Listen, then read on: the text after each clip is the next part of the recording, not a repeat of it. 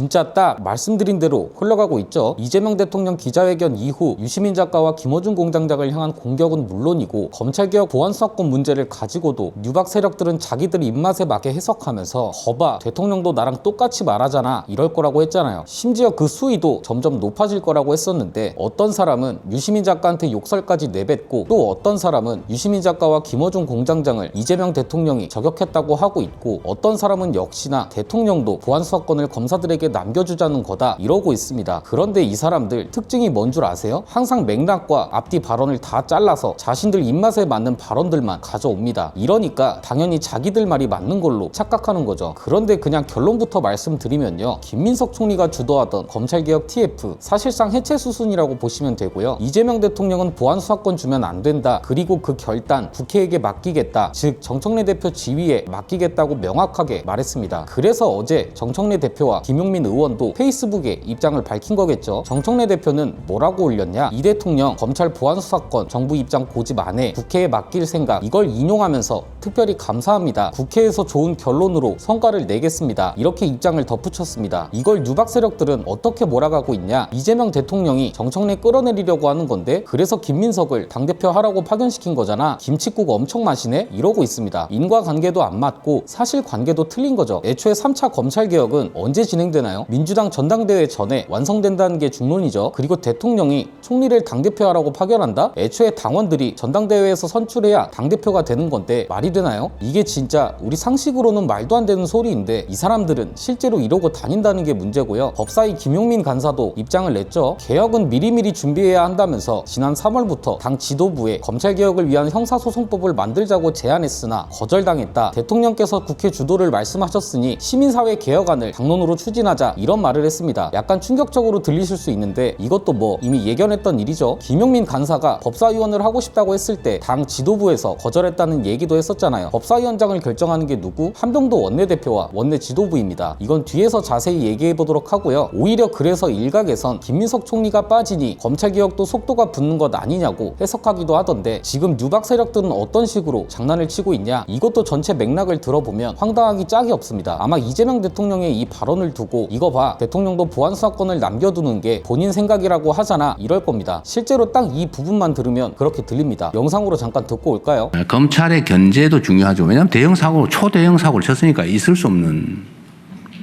그래서 권한을 배제해서 위험성을 제거해야 되는 건 맞는데 그것 때문에 국민이 피해를 보면 되겠냐라는 생각이죠. 그래서 뭐 저는 극단적인 예로 뭐 공소시효가 뭐 다 돼가는데 왔다 갔다 하는 시간이 좀 문제가 되고 인권 침해 위험성도 전혀 없는 단순 사실관계 확인 이런 거 한번 좀 하면 안 돼. 그 길까지 완전히 봉쇄해야 돼. 라고 하는 게 제 생각이었죠. 지금도 그 생각은 변함이 없어요. 딱 이 부분만 들으면 거봐 이재명 대통령도 개혁 의지가 없다니까 결국 김민석의 배우가 이재명 대통령 아니야? 이런 걱정이 생길 겁니다. 그런데 그런 걱정은 하실 필요가 전혀 없습니다. 이 발언 바로 다음에 이런 말을 하거든요. 일단 어떤 발언인지부터 듣고 하나씩 정리해 드리겠습니다. 불신이 너무 깊어요. 그것도 악용해가지고 나쁜 짓 하면 어떡해? 라는 걱정이 국민들 속에 너무 많은 거예요. 그것조차도 악용하면 어떡해? 그것도 전혀 일리 없는 주장은 아니에요. 결국 결단의 문제겠죠. 미세하지만 결단의 문제. 그래서 그거는 제가 정부도 그렇고 그냥 국회로 넘겨서 논의를 해보고 정부의 입장을 어느 쪽으로 고집하지 말면 좋겠다. 그래서 김민석 총리가 아마 할 텐데 국회에 넘기는 쪽으로 그쪽의 의견에 따르는 쪽으로 뭐 그렇게 정리하는 거 아닌가 싶어요. 이렇게 또 해보다가 또 국민들이 이건 아니야, 이거 문제 있어 이거 하면 또 그때 고치면 또 될 수도 있죠. 필요하면 그때 또 고치면 되니까. 지금은 뭐 국민들의 불안감을 해소하는 게 제일 중요한 것 같아요. 어쨌든 있을 수 없는 너무나 큰 일이 벌어져서 없는 사건을 만들고 증거를 조작하고 증거도 없는데 기소해가지고 괴롭히고 국가가 이러면 안 되잖아요. 있을 수 없는 일이죠. 어떤 경우에도. 과거에도 검찰이 문제가 됐지만 과거에는 새로운 사건을 파긴 했는데 조작질 하지는 않았어요. 근데 어느 순간부터 조작을 하기 시작했어요. 사건을 만들기 시작했습니다. 이건 국가의 존속에 관한 문제예요. 절대로 있어서는 안 되는 일이죠. 다시는 재발하지 않게. 그 걱정들이 국민들 속에 있는 거예요. 또 그럼 어떡해? 싹 다 뺏어버려야 돼. 숟가락도 혹시 갈아가지고 칼 만들 수 있으니까 나무 젓가락도 혹시 어떻게 할지 모르니까 손으로 먹으라 그래. 라고 하는 생각까지 할 정도가 된 거예요. 참 슬픈 일이죠. 이 정치가 정상화되어야 됩니다. 일정한 선을 넘지 말아야죠. 그래서 제가 뭘 하더라도 선을 넘지 말자. 모든 영역에서. 금도라고 하는 게 있잖아요. 그래서 옛날에도 금도라고 하는 게 있었습니다. 이건 넘지 말아야 돼. 검찰이 그 선을 넘어버렸기 때문에 너무 많이 넘어서 너무 많이 망가뜨려서 업보라고 생각해야죠. 그래서 결과는 어쨌든 국회에 맡길 생각입니다.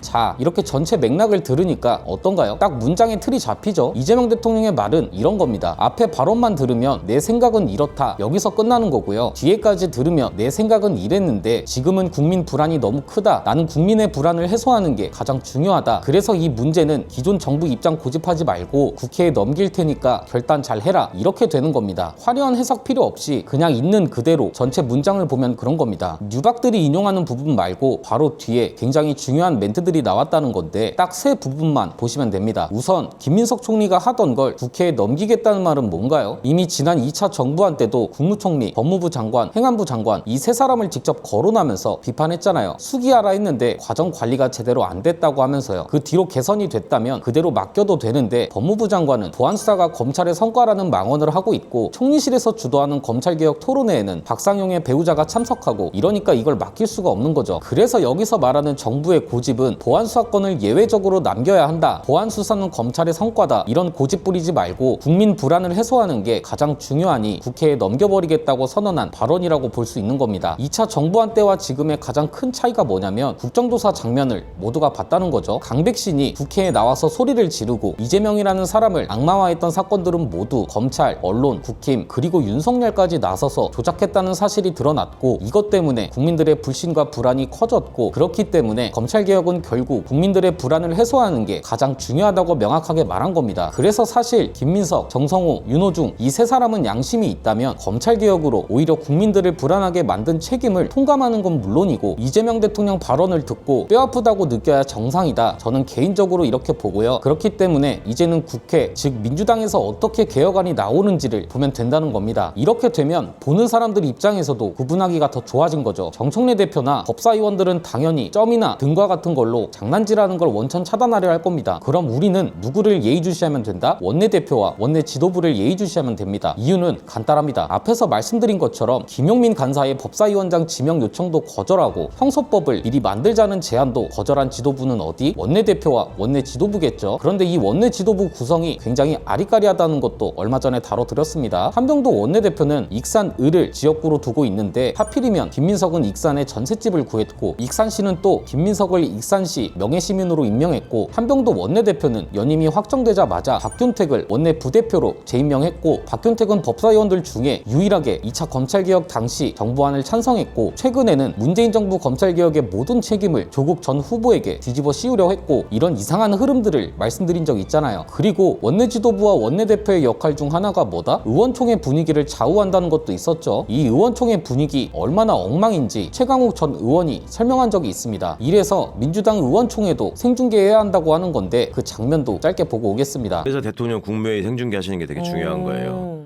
의총장에서 그러니까 우리가 어디 가가지고 예를 들어서 뭐 그 반상회 같은 모임을 한다 해도 네네. 얘기하는 분이 있고 그렇죠. 그냥 가만히 듣는 분이 있고 예.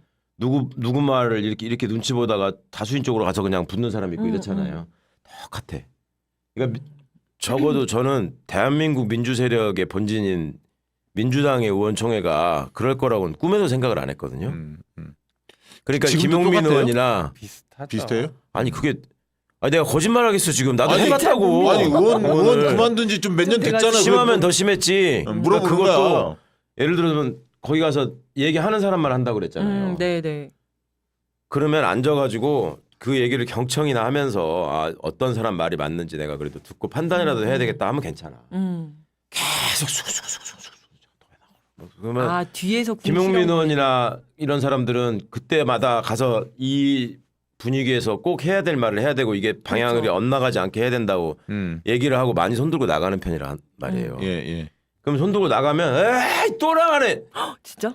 이런 놈들이 있다니까. 오. 진짜로 그런다니까. 우리끼리 하는데? 민주당끼리 하는데? 이번 3차 검찰개혁 때 누구를 예의주시해야 하는지 명확하게 정리되셨죠? 아마 지금뿐만 아니라 전당대회 때까지 유박 스피커들이나 재래식 언론들은 이재명 대통령 발언을 두고 내 말이 맞았네부터 시작해서 유시민, 김어준, 정청래 직격한 거다 계속 이럴 겁니다. 오늘 아침에는 또 어떤 기사도 쏟아졌나요? 이재명 대통령이 해외 순방으로 출국길에 오를 때 정청래 대표가 참석하지 않았다는 걸 가지고 정청래가 매번 환송 행사에 참석했는데 빠졌다. 지선 책임론 영향도 있고 김민석 밀어주기를 이재명이 대놓고 하나보다 이러고 있습니다. 어쩜 이렇게 패턴이 한결같은지 모르겠는데 애초에 이번 환송 행사는 인원을 최소화하기로 결정했다고 하죠. 청와대에서 직접 결정했는데 지선 책임론을 물으려고 한 게 아니라 최근에 중동 전쟁도 장기화되고 있고 선관위 사태도 있다 보니 이런 상황을 염두에 두고 환송 인원을 최소화하기로 결정한 겁니다. 정청래 대표는 개인 일정을 소화했고 한병동 원내대표는 국회에서 원내대책회의를 주재했으니 민주당 인사들이 당연히 이 자리에 없었던 거죠. 이걸 조중동뿐만 아니라 오마이와 경양 같은 곳에서도 이러고 있으니 얼마나 한심하냐 이겁니다. 참고로 어제 이재명 대통령의 발언을 가지고 유시민, 김어준, 정청래를 직격한 거라고 떠드는 스피커들과 재래식 언론들, 왜 이재명 대통령이 이런 발언을 했다는 건 쏙 빼는지 모르겠습니다. 그래서 오늘의 한마디는 이재명 대통령의 발언으로 대신하겠습니다. 뭐 그런 사람 가끔 있더라고요. 막 세게 얘기하면 되는 줄 알고 막 반말에 막 모욕적으로 막 거의 폭언인지 주장인지 알 수 없는. 그거 강해 보이죠. 그러나 그럴 때마다 다 떨어져 나가죠. 소수만 남겠죠. 방송에서 반말과 폭언을 하는 사람, 그리고 구독자가 10만 명 가까이 떨어져 나간 사람 누구입니까? 적어도 유시민 작가는 아니죠. 오늘 내용은 여기까지입니다. 유익하셨다면 구독과 좋아요로 영상 제작에 힘을 주시면 감사드리겠습니다. 저는 내일 다시 찾아뵙도록 하겠습니다. 감사합니다.